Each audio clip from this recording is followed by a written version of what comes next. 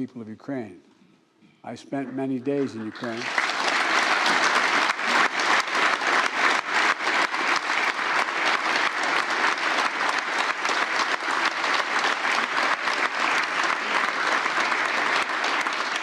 President Kennedy said 60 years ago, and I quote, "Ireland pursues an independent course in foreign policy, but it is not neutral between liberty and tyranny, and it never will be." Thank you for that.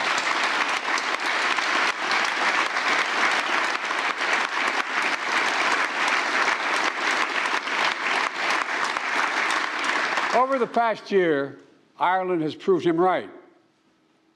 As Speaker said, Ireland has stood proudly with the United States and partners around the world for liberty against tyranny. Ireland has committed more than 170 million euros in non-lethal aid to Ukraine, including vital protective gear, medical equipment, humanitarian support, and aid to minimize the impacts of war on food insecurity and child malnutrition. You don't forget, you have memories that go deep. And as a member of the European Union, Ireland is working together with the United States and other partners to hold Russia accountable for its actions, including through significant sanctions and export controls. I've known Putin for over 25 years. Putin thought the world would look the other way, was confident he would break NATO and the European Union.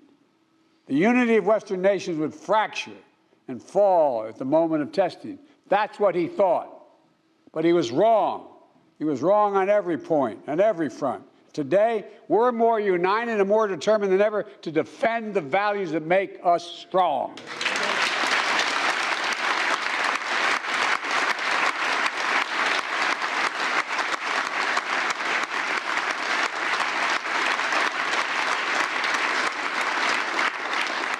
And I want to sincerely thank you for Ireland's vital leadership last year in the UN Security Council. Working together, Ireland and the United States helped change the way the UN sanctions are implemented to ensure they do not hamper humanitarian efforts. The new humanitarian carve-out will make sanctions more effective and save lives. Ireland's support for Ukraine is especially meaningful because you carry the moral authority with nations around the world. Ireland's always been a voice for liberty, global cooperation, and equality of all mankind. Because Ireland remembers the terrible cost of war, you've built an international credibility as peacekeepers, stepping up continuously to serve in the UN peacekeeping missions since Ireland's first deployment in 1958. Because Ireland remembers what it means to have to flee home, leaving everything behind to begin again on foreign shores. The Irish people have generously opened their hearts, their homes, and you've welcomed, as you said, nearly 80,000 Ukrainian refugees. I would argue the rest of the world has an obligation to help you maintain that as well.